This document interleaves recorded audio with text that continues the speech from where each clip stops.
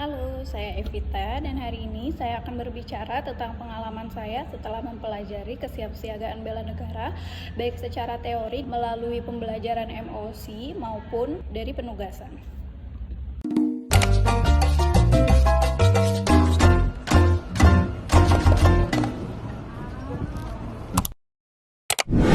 Sebagai seorang calon pegawai negeri sipil dengan jabatan penata laksana barang terampil, saya sadar betul bahwa tanggung jawab saya bukan hanya mengelola aset negara, tetapi juga menjaga kepercayaan yang telah diberikan. Salah satu wujudnya adalah kesiapsiagaan bela negara.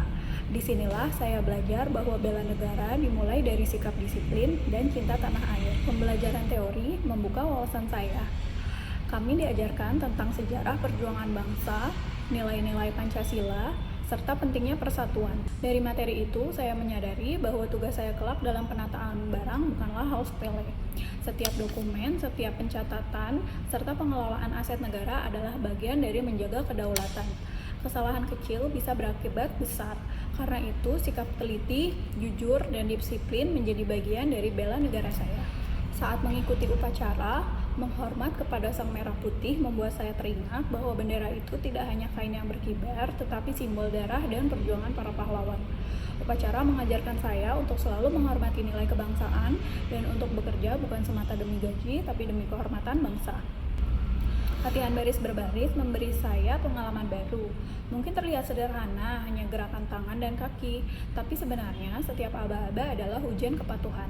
Setiap langkah bersama adalah latihan kekompakan.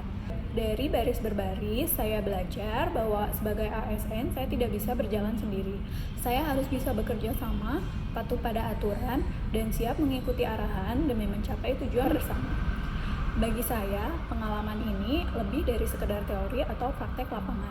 Ini adalah perjalanan membentuk mental. Dari rasa lelah saat baris berbaris, rasa hikmat ketika upacara, hingga keseriusan dalam menerima teori, semuanya membentuk pribadi saya. Saya belajar bahwa bela negara bukan hanya angkat senjata, melainkan juga bekerja dengan penuh integritas, disiplin, dan tanggung jawab di bidang saya, yaitu pengelolaan barang milik negara.